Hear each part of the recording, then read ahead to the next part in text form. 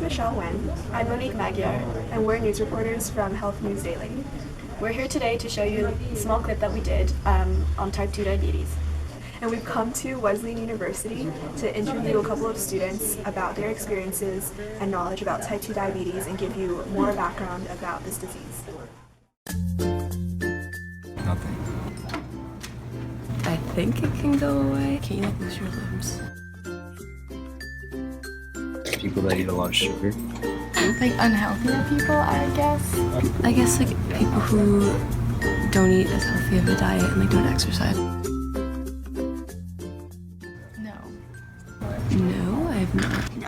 No. I feel like it has to do with people who eat a lot of processed food, and I don't do that. In terms of lifestyle, I think I live a pretty healthy, active life. I eat healthy. Type 2 diabetes is often seen as obesity-related diabetes because most people who have it are overweight. We saw with the people that we interviewed, their first reaction to the people who are more prone to diabetes 2 is that they were overweight, which is actually not always the case. Diabetes results from a lack of insulin, which is a hormone that stimulates cells to take up glucose from the bloodstream. Cells need glucose as fuel to produce energy. So type 2 diabetics progress through 2 stages. The first one is something called insulin resistance, in which the cells no longer respond to insulin. So here we have a diagram of how glucose is transported to the cells for a normal person and a diabetic person. On the left is a pancreas that produces insulin in the case of a normal person. The insulin moves the glucose to the cells, as we can see here.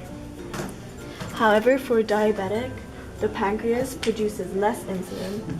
There is therefore more glucose in the blood, and the insulin moves less glucose to cells.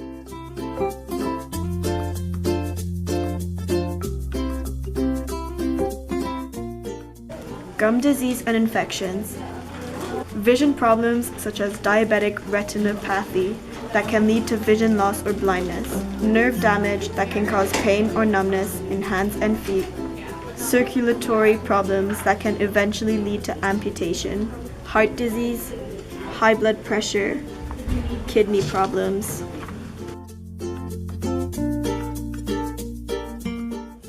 Here are some risk factors for type 2 diabetes, both non-modifiable and modifiable.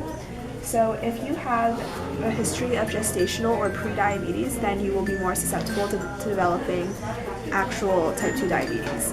You can also have a higher chance of developing type 2 diabetes if you have a family history of diabetes. People tend to develop type 2 diabetes later in age, and after 45, people tend to develop it more frequently because they tend to exercise less and start to lose muscle mass, which in turn increases their weight. Race also has a large implication on who develops type 2 diabetes.